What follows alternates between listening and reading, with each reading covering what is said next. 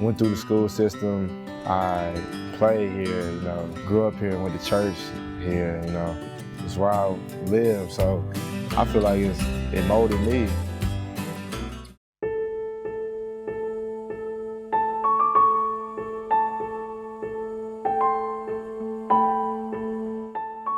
Today is a big day in a small town. We're here for the unveiling of the sign. He showed a heart as a Milan football player like we've never seen probably before. And he's carried it with him days ahead. So we really appreciate him. We're proud of him. Oh, man. Woo! That's nice. Man, that's clean. So what did Avery Williamson, a 23-year-old who is about to start just his second year in the NFL, do to deserve such a big honor? According to Avery, it's not necessarily what he did, it's just that he's the first guy to do it. We haven't had somebody reach that height yet, I would say that much.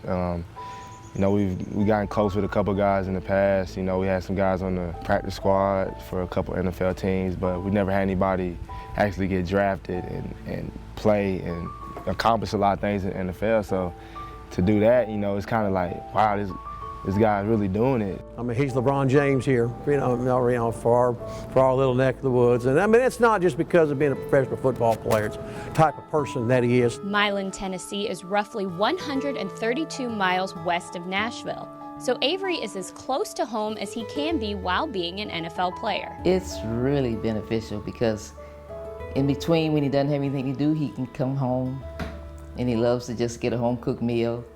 And if it's time, he can, it's an hour from there to us, so we go fishing.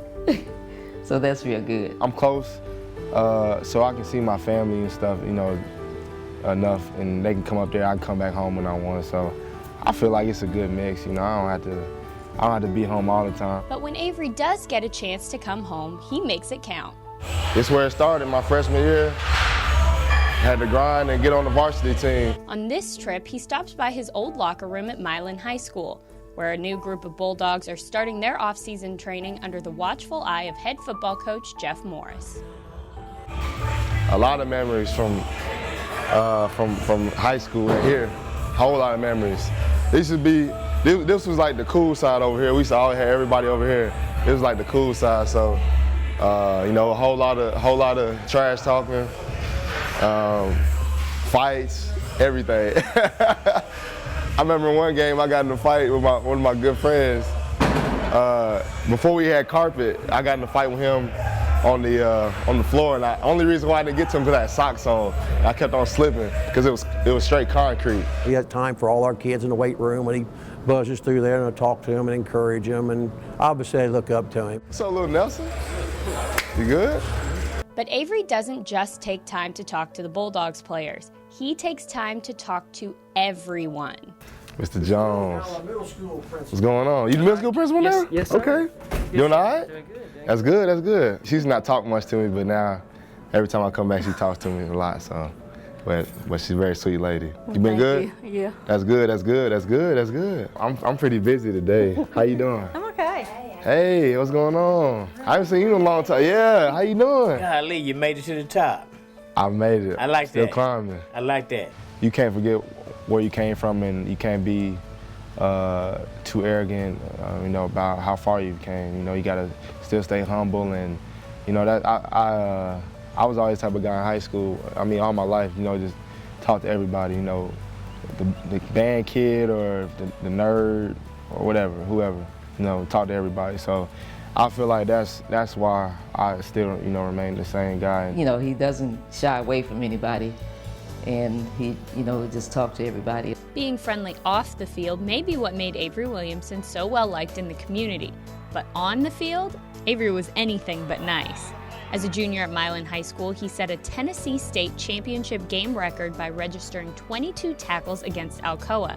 His athleticism continued into his senior year, where he made 125 tackles as a linebacker and scored 7 touchdowns as a fullback. My good memory was when we played Good Pasture out of Nashville. We played them on this field. That was the game before we went to state my junior year. So that was a game that really put me on the map. Was when I set the state record for tackles. So that game, I would say that was probably the biggest game in my career, just because it got me to that point. You know, I learned a lot out here, and you know, I learned how to, you know, just prepare me for college. I feel like, and you know, I set a standard here. I was like, well, shoot, I feel like I got to be the best one on the field. You know, that's where it started at, and you know, from here, that's what taught me to be a man and to be successful. When he came to high school, I would have rated him the third best player in his class. But he just worked so hard at the game while we had him and on his own that he elevated his play. Coach Morris, his high school coach didn't have enough work for him. Yeah? No, didn't have enough. He was always driven. He knew what he wanted to do. And we just didn't push him into any sports. He was driven to really loving football. He knew what he wanted to do. He was just trying to get there. People ask me, well, when did you know this was when he's going to be a pro? Well, he left. I was just hoping he'd make it in the SEC. And then he turned out to be you know, one of the leading tacklers in the SEC his junior and senior year. And then I was just hoping he could make it in the pros, just make a roster and whatnot. And he became a starter, and he became, you know, all rookie, you know, devoted a defensive rookie in the AFC South last year. And he kept exceeding my expectations just because I'm sure of the way he conducts himself, the way he works. Avery has a way of exceeding expectations, it's true. After spending his first 2 years at the University of Kentucky as a special teams player, he passed the 100 tackle mark in both his junior and senior years as a Wildcat. Avery was the first player from Milan to be taken in the NFL draft, and he became a consistent starter in Week 5 of his rookie campaign in 2014. Avery says that while all of those statistics seem impressive on paper, he's just getting started. To this day, I still be like, man, you did a whole lot. But I didn't want to be the average person. I can say that. I wanted to do something different. And I feel like I had it in me to do something different, but I had to keep working. And I was like, well, I'm not the most talented guy. I'm not the most athletic guy. I was like, all right, well, I got to do something to change that. So I just did something every day, make sure I do something every day to get better.